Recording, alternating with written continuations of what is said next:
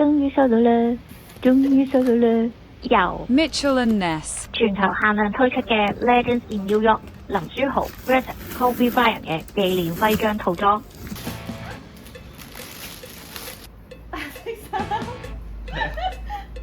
都唔知加100蚊。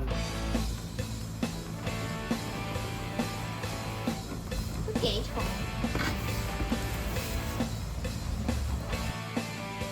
每一個套裝裏邊都有自己嘅獨立嘅編號，咁我今次咧就抽中咗73號。呢個編號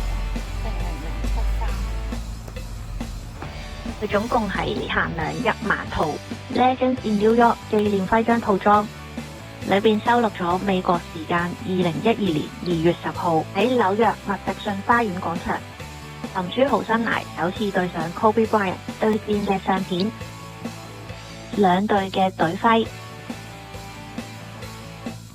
林書豪同埋 Kobe Bryant 嘅球衣徽章，同埋記錄咗當晚兩位球星嘅關鍵數據。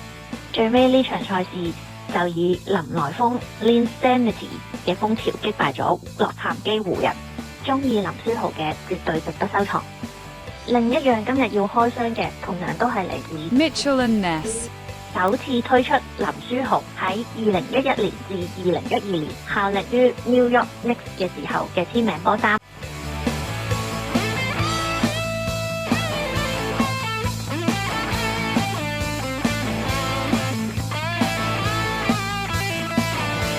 簽名波衫有別於佢冇簽名嗰個版本，件波衫嘅 size 咧係你冇得揀嘅，係佢 random 派出嚟俾你。咁今次就好彩，我哋就攞到 XL size 係啱着嘅。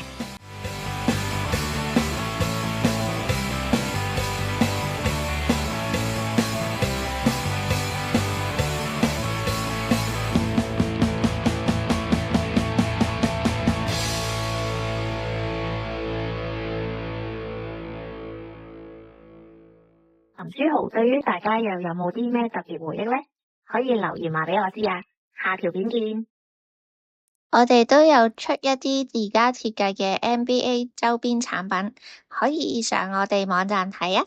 網站喺 description box 嗰度又見到㗎喇，拜拜。